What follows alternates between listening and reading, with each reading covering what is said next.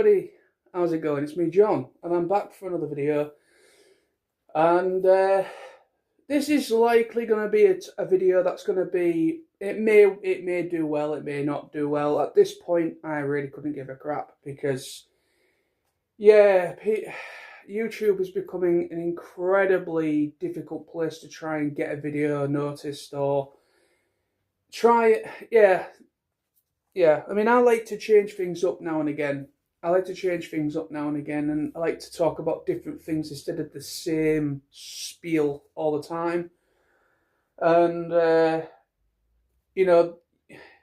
yeah, but unfortunately the algorithm doesn't like that when I change things up now and again. And also because of the way things are at the moment, you make a video, it gets viewed, but nothing else.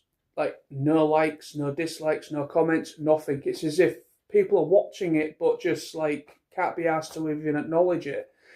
And that's becoming a real annoyance with YouTube at the moment. And YouTube has been going downhill, to be honest. It really has. YouTube's been going downhill for a long time.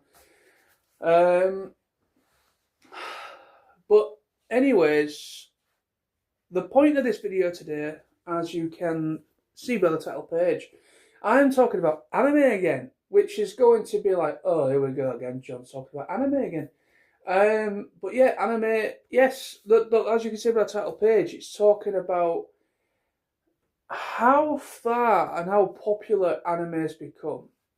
And the difference as it was for liking anime back when I was a kid to liking anime now as an adult, and how things have so changed. It's just like, anime for me, I've always liked anime ever since I first properly delved into it. Actually watched it as its own separate medium in the animations section of things. Because when I started watching anime, it was still very much an incredibly niche thing to be a part of. It was a very niche fan base. It was niche within a niche. It was like a niche within animation. Very few people knew about anime in the entertainment industry, except for certain people. And also, not many channels on the TV would actually show anything that was Japanese animation. The only channel that has delved in it, UK channel, that has actually kind of shown the odd movie here and there, and the odd episodes of stuff in the UK is Film 4. And I remember Film 4 used to do like Ghibli or Studio Ghibli, however you pronounce it. I always say Ghibli, but I don't know. But Studio Ghibli stuff like My Neighbor Totoro and Spirited Away and all that kind of jazz. I remember Film 4 used to have like a showcase. They used to kind of, over a period of a couple of weeks or whatever, they used to play literally the back catalogue of Studio Ghibli. They used to literally play all of them that were currently out at that time. So with that, there was like Ponyo, basically, is it Nadoska? I can't remember now, but you know what I mean. So basically, the whole back catalogue, Howl's Moving Castle, Spirited Away, all that kind of jazz. The Cat Returns, all that kind of stuff, all those films. So yeah, basically, Film 4 was a channel that used to do that. They don't do it as much as they used to. They don't seem to do it anymore. I haven't seen a Studio Ghibli title on there for a while. But then there was also, back in the late 90s, early 2000s, Toonami started. The channel Toonami, that was originally created by Cartoon Network and was kind of the start of the whole Adult Swim segment through Cartoon Network, where it was more adult programming. So Cartoon Network was another channel that really kind of started to delve into anime, and also they made a dedicated whole segment with Toonami. And then, obviously, when Toonami stopped airing completely in the UK. It went off the air. Toonami literally ended at one point. But and then it has come back, Toonami, but it's its own thing. You know, it's still under the Adult Swim thing, but it's a separate entity now. And it's only available in the UK. Yeah, in America, sorry. Toonami as an actual animation block, it's only available in America now. But there is a couple of anime titles on 4 on demand, or all 4. Go down a second. There is. I have noticed on all 4, they do actually have an Adult Swim segment. So they've there's Samurai Jack on there, Primal. There's a couple of anime series on there as well that are part of like the Toonami Adult Swim block, but we're very limited to what is actually shown when it comes to Toonami. But yeah, we do have access to anime pretty easily in the UK anyways, like nowadays it is incredibly easy to gain access to anime. Obviously we have Crunchyroll, we have High Dive, which is an American service, but they serve Sentai Filmworks. It's like English dub stuff through Sentai Filmworks. That's what I used to know them as. I know they've changed the name slightly, but anything dubbed by the studio Sentai Filmworks, that is basically what High Dive covers when it comes to dubs.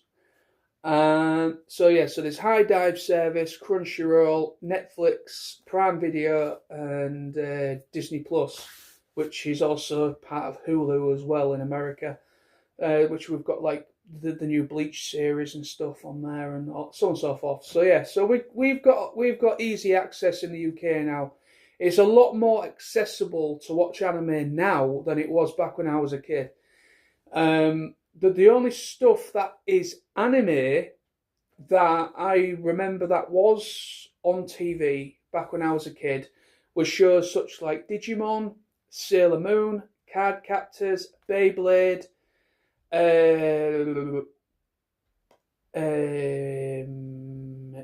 trying to remember a series I used to watch.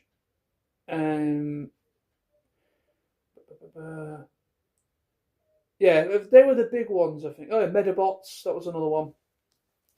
But yeah, so a lot of the stuff that came out like late 90s, early 2000s.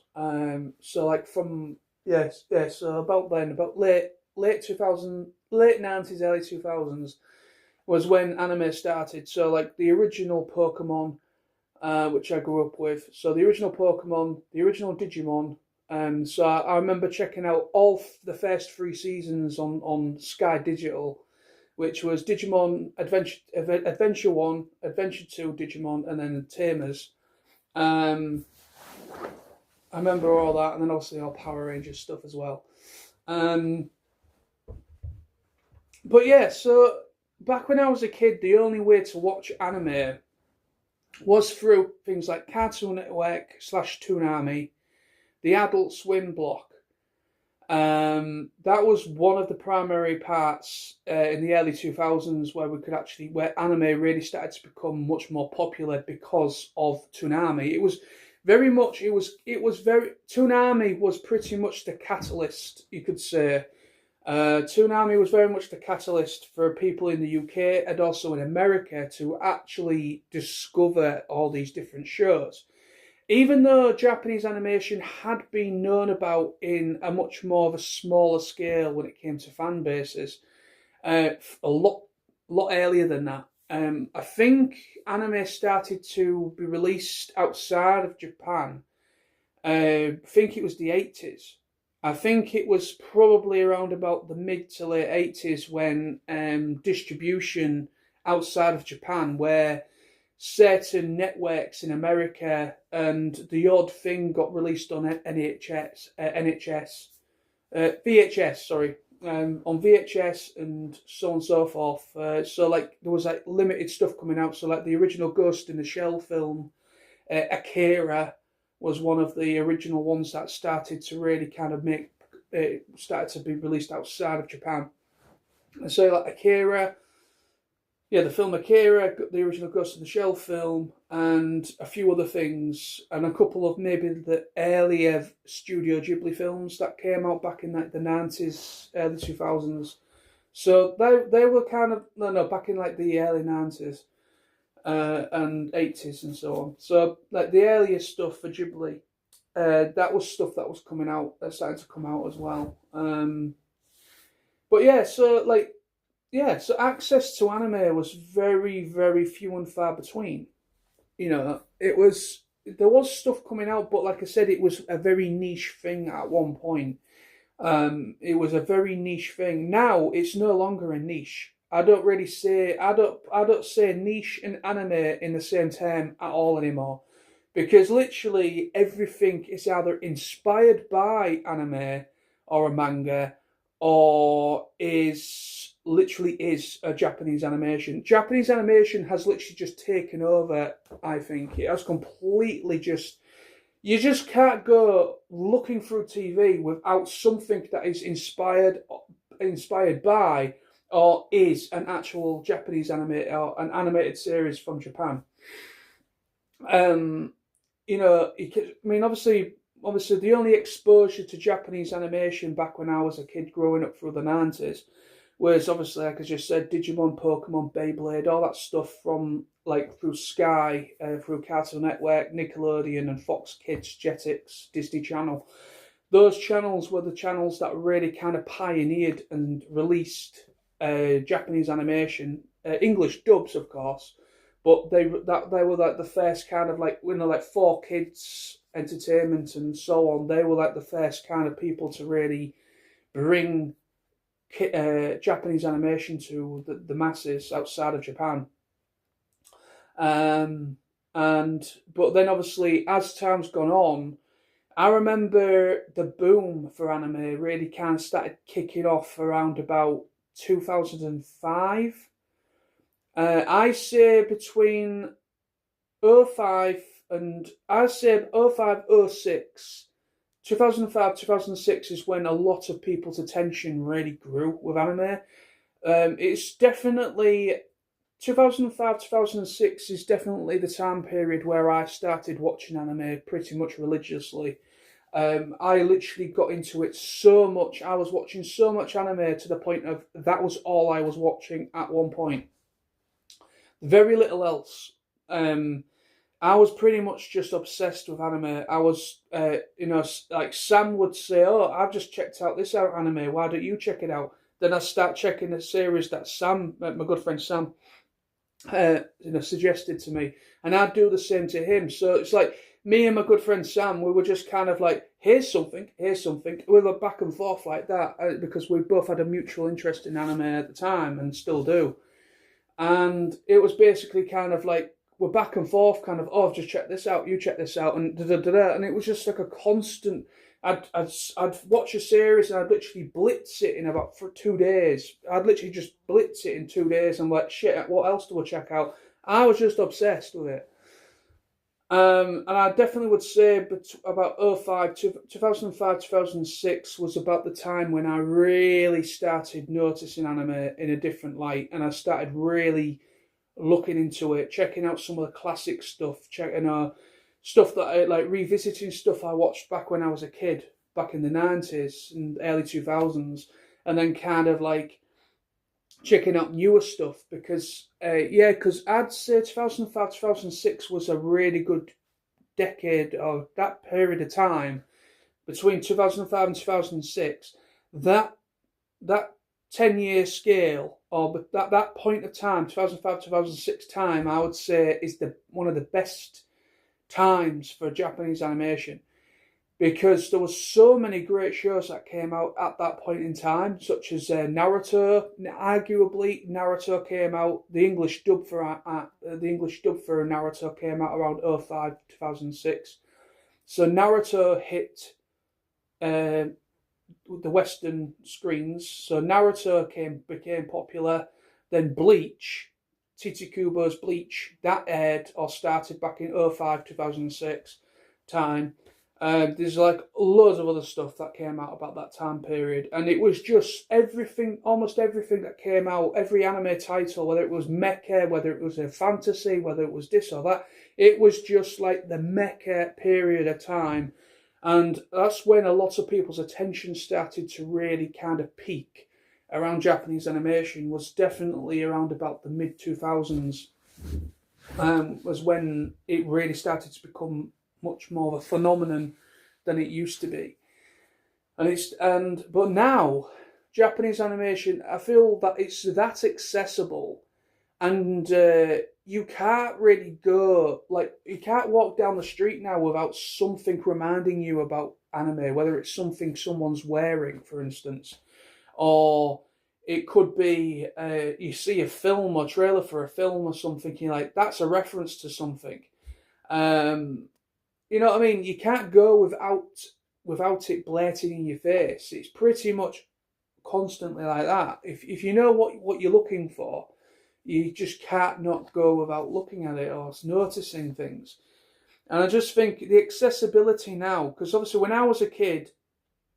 back when I was a kid, you did not say you watched anime.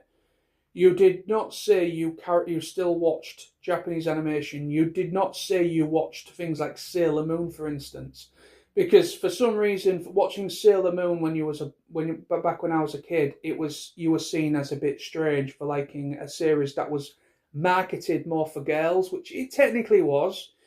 But yeah, I watched Sailor Moon like a lot of my generation did, whether you was a boy or girl. It was just a show that was on, and it piqued a lot of people's interests, boys and girls. And it got it got me through puberty a little bit.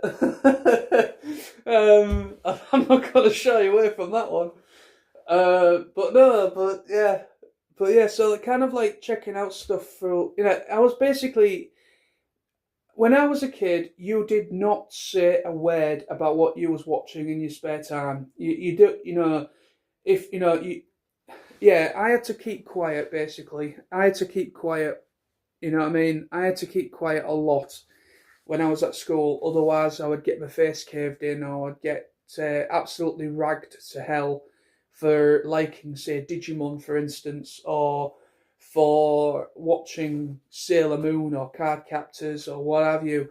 If I wasn't watching something, say Pokemon was the only thing where you wouldn't get your head pummeled, because everybody and their grandma back in the 90s was watching Pokemon, and it was the only kind of animated series, and also the card game and the video games, like the Game Boy stuff. Anything that had Pokemon on it, that was the only thing you was okay. You're not going to get your head caved in for liking something that was Pokemon related.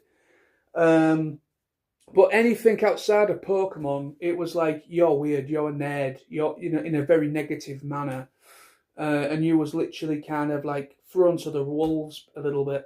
But now it is that accessible. And nobody. I won't say there isn't any of that still. There will still be the odd person that will like look down in a negative way to somebody that watches something like that. But I think time has moved on. You look at it now. How many people, whether they're an actor, whether they're a musician, people that are in the entertainment industry, also just regular people like you and me, how many people have watched and are fans of Japanese animation and anime, and how much it has inspired them? Like, listening to Japanese music has inspired a lot of musicians here in the West. It's the same as like animation. Japanese animation has inspired a lot of animators that work for Disney, Pixar, DreamWorks now, even independent artists that work on stuff for Netflix and stuff.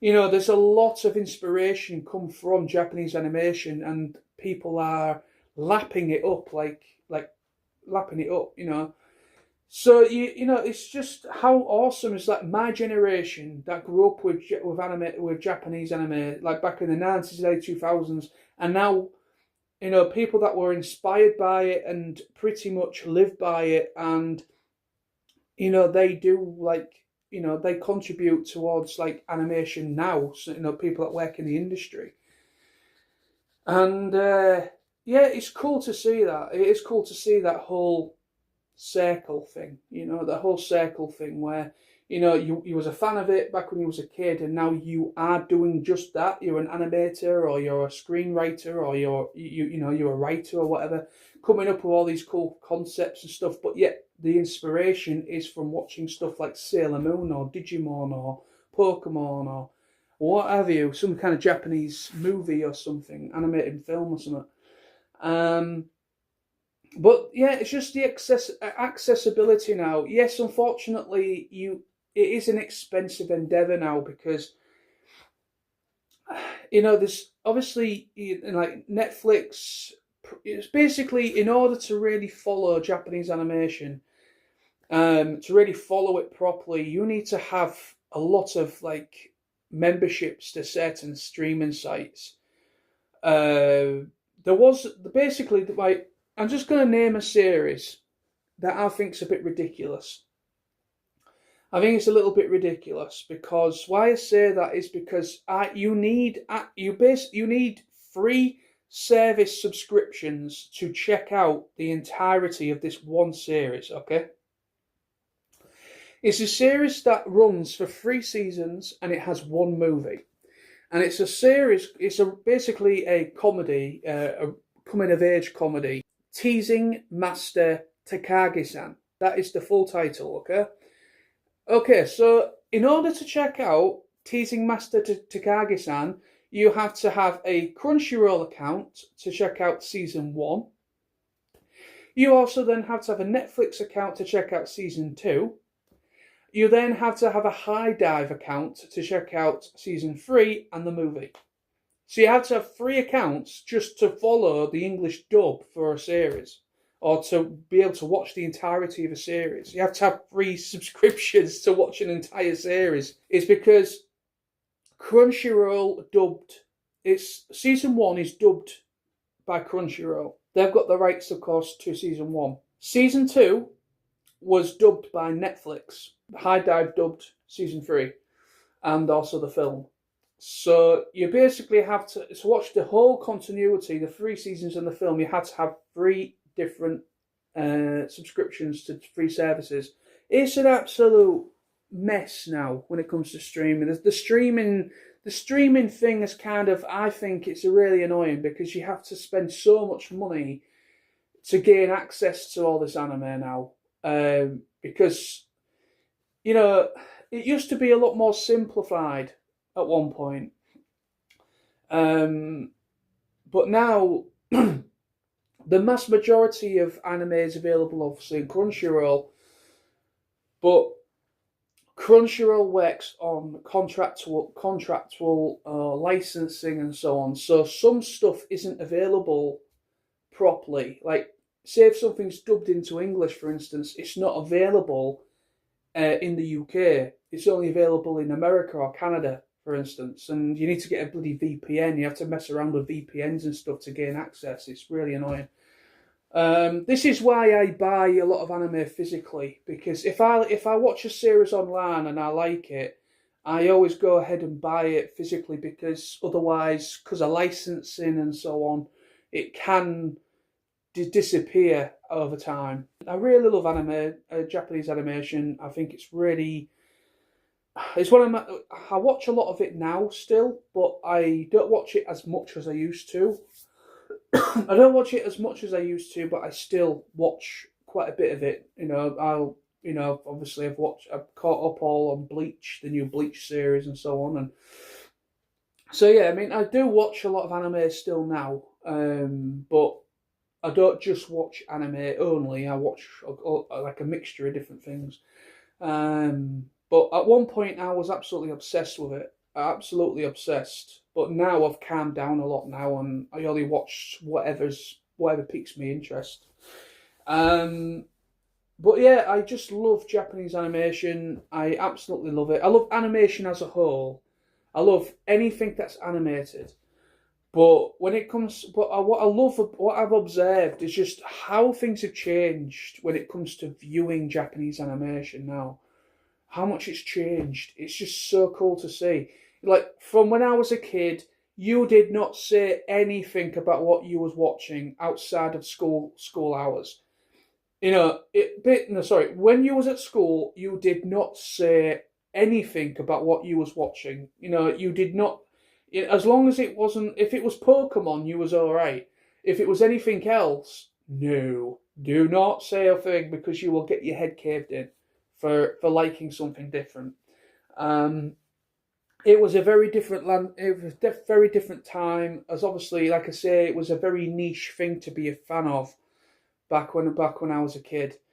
But obviously back in like the mid 2000s, because of the whole Toonami boom, it was thanks to Toonami that really changed things, and it moved in a different light. It introduced us to shows like Dragon Ball Z, for instance, for Ghost in the Shell standalone complex. It was Cowboy Bebop, Gundam Wing. A lot of the Mobile Suit Gundam stuff started to air on Toonami. I think it was Code Geass. I think that aired on Toonami at one point. But like I said, there was another channel as well. There was another channel called Anime Central.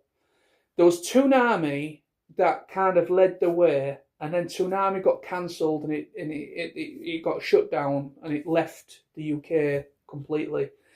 And then there was a channel called Bravo. I believe it's still on the go, but there was a channel called Bravo, and Bravo used to change at a certain point, and it was basically Adult Swim.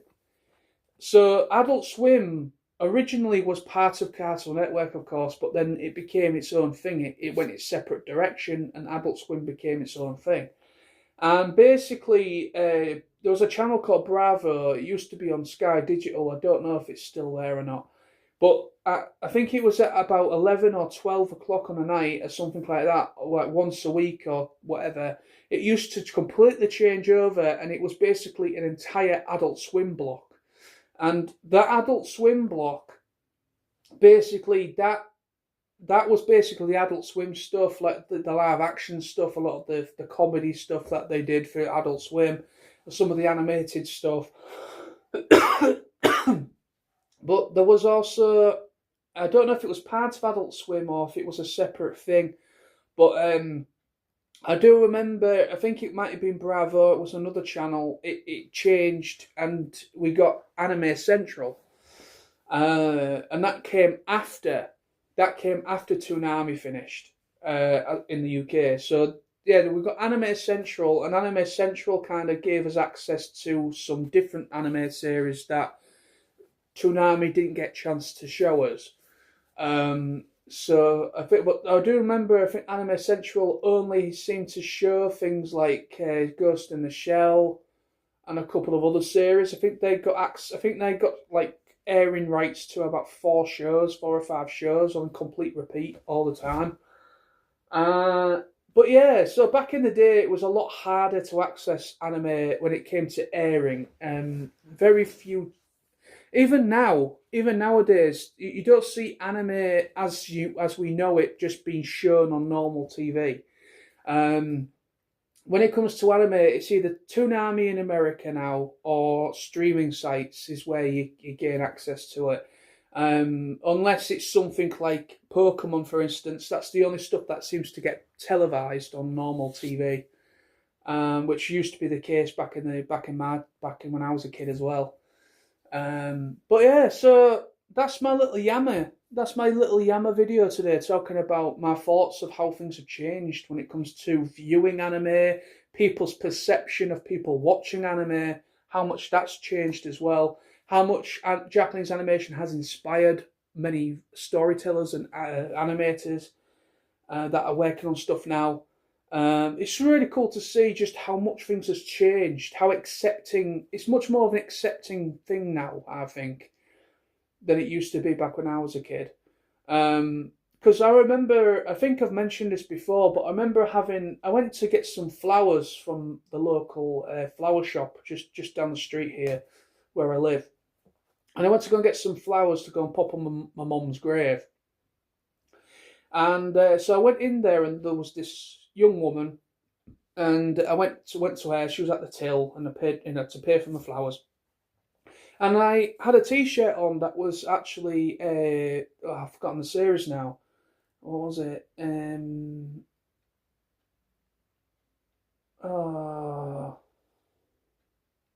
Demon Slayer. That was it. It was a T-shirt. It was a Demon Slayer T-shirt, and it had had a character from Demon Slayer called Nezuko, and it was basically just a T-shirt of the demon girl, of the sister of the main character, Nezuko T-shirt. And the last behind the counter, she was basically serving me with flowers, and she said, "Oh, I love your T-shirt." And we got into like a 5-minute conversation about talking about anime and talking about Demon Slayer. And I was just like, this is so strange, because back when I was a kid, this would never happen.